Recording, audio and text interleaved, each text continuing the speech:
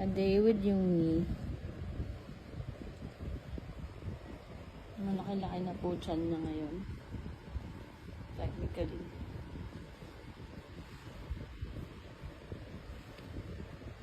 Last time, we went to the vet for ultrasound. Yumi is confirmed pregnancy.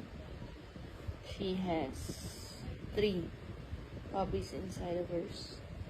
And it's really big. So, yeah.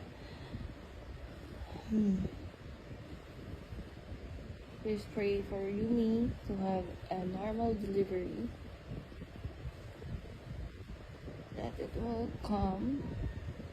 Due date is February 7, 2025. Thank you. Bye-bye, baby.